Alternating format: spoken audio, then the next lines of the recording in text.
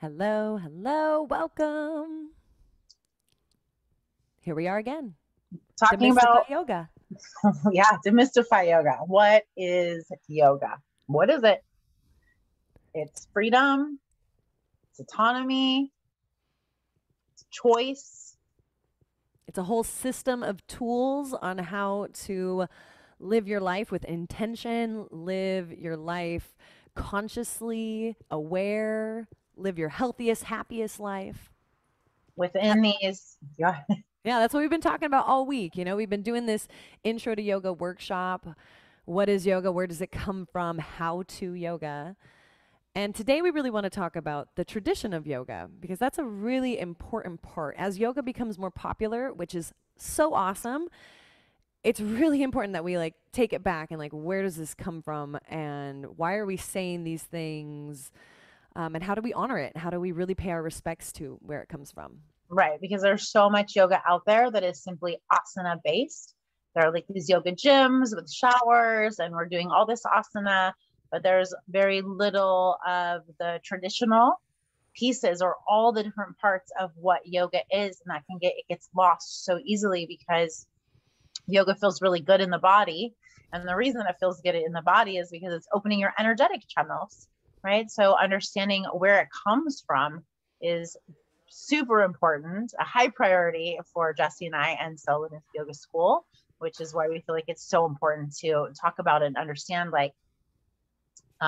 that we do that we do our best to do that, right? Yeah, and in our yoga school, that's a huge education part of what we teach is really, as we have a tendency here in the West to really take something and pretend and make it ours.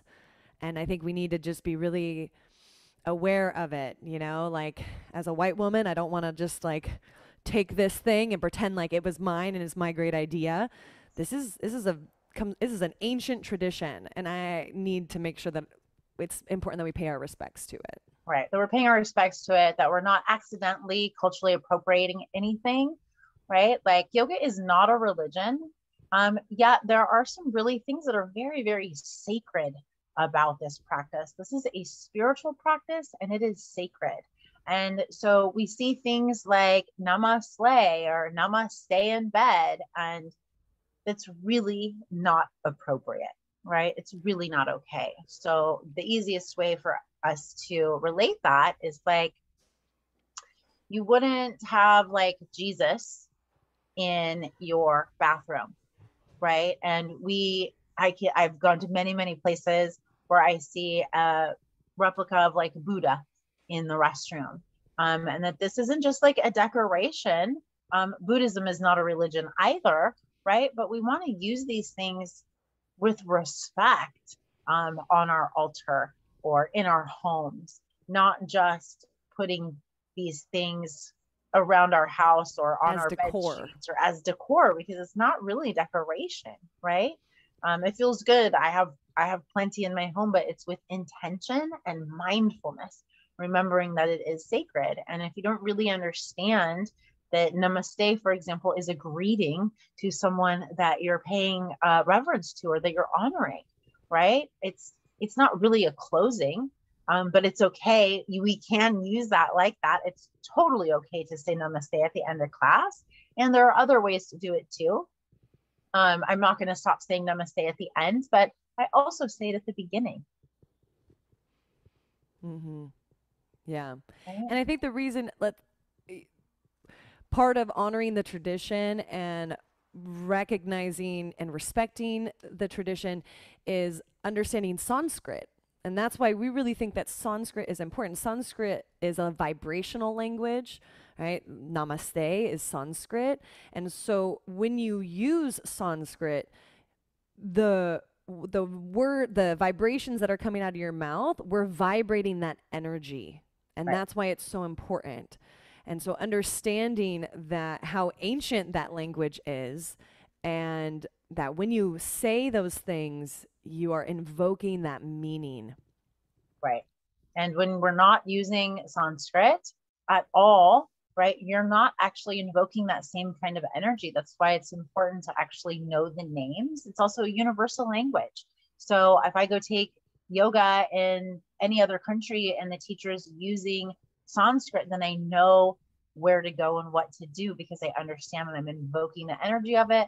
I also then know what pose I'm doing. And of course, there are going to be variations, right, with every dialect and every different piece. And people were going to call different poses different names, just like sometimes it's Jessie, sometimes she's Jessica, sometimes she might be Jess, right? Like there's different names for her name, right? And very rarely do I ever call you Jessica, Jessica Rose, I know. right?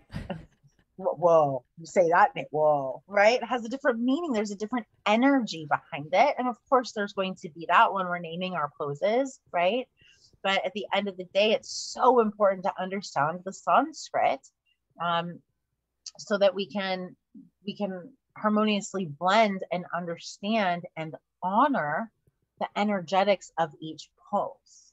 Yeah, and the Sanskrit really helps us stay connected to the classical form of yoga. You know, it's a small way using Sanskrit in a yoga class is a small way to kind of pay your respects to this energetic system and to really just, you know, it's been around a long time and you're dipping your toes into something that is really special, and using little bits of Sanskrit is a great way to honor the tradition of where it comes from.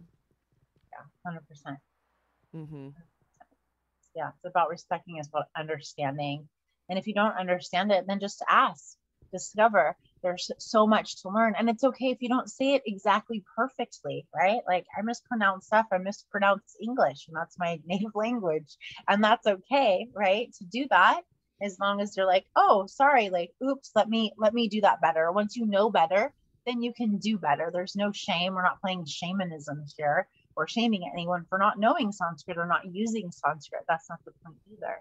It's just understanding that this is a sacred practice and doing our best to honor it in every way that we can. Mm-hmm. Vibration's important. Vibration is so important. You know, check those vibes. You gotta have a vibe check. You know, Yeah. check your vibration. So let's just share some of our favorite Sanskrit words. Well, one of my favorite Sanskrit words is shanti, which means peace. And this is a great example of understanding Sanskrit, which, by the way, is the mother tongue of all Indo-European languages, not Latin or Greek, like they told you.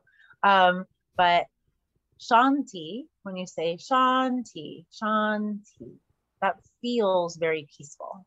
And when you say peace, peace doesn't feel very peaceful. Interesting, right? So shanti, meaning peace. Shanti. Shanti is my favorite, one of my favorite Sanskrit words. One of my favorite Sanskrit words is prana. And I think prana as your, you know, your life force energy, this energy that animates you into existence, you know, and understanding how this, like, I can be animated, like that idea of like animation and like feeling prana and feeling prana in different areas of the body, like, you know, and in the asana part of yoga, the movement part, we use movement so that we can circulate prana. Like that is the purpose of it. We use breath work so that we can circulate prana, get prana, this life force vitality into maybe these tighter areas of the body, or these areas of my body that I've had trauma that I've kind of numbed out or I've been avoiding because whatever, you know, now I can like circulate prana and let this life force energy kind of do the healing, help me with the healing part. You know, I can use the prana to open up my heart and connect with other people. And I just think in the English language, we don't really have like energy. Okay, yeah. but like prana and how like prana just circulates and You really connects. like And that word, Jenny. I like that word I like that word. prana. Like I I can really like feel that word. it. It's So like you really like prana, that that's word. probably my favorite. Yeah, it's a good word. Well, Mm-hmm. pranayam, right? Like breath work, that with no breath, there's no life. So no prana, there is no life. Mm-hmm. And then I believe that the most important word is om, right? Like Om. om. Um, it's om because I like to also think of it like home, like, and that's how you pronounce it. If you were singing it, is with that like that wave of breath, and it is like invoking creation itself. I think it just is the most important word. It's the most It's the important word. sound of the universe. The sound of the universe. Sound of the universe. It really, yeah, kind of ties everything. I always think of like ties everything back together, like full circle. Yeah. It's all connected. We're all connected. One love. Mm-hmm. And Om, sometimes it's spelled O-M. Sometimes you'll see it A-U-M. Aum. And because it is the trinity of creation, preservation, transformation. And whatever way you want to think of that, right? But there's these energies or these aspects of or cycles of every part of our life where there's a part where we're creating, and then there's the preservation where we need to, preserve what we've created, and then there's the like death or the transformation where things are changing. And it's always like that Always in going. every aspect of our lives. And I really think when we're chanting Om, we're remembering that life comes in cycles, and to honor each part of the cycle and to know that it's just going to come back and that we're all going through it, and to remember that there are those different parts. It's not always just the creation part, right? It's all parts of it. Om sweet om. Om sweet om. Yeah, so Sanskrit is a part of our teacher training and our yoga school. And this is why it's to make sure that we are honoring this tradition, that we are doing our best to pay our respects to this sacred practice. Mm-hmm. Yes. And we are here for you on and off the mat, not just after a class has ended. We're here. We're here. This is what we do. This is what we do. Full time yogis over here. So if you have any questions, comments, please leave them in the chat, leave them down. We were totally here for you to answer all of those about your practical spirituality and your fun, functional movement. Have the best day ever. I'm Stella. I'm Jessi.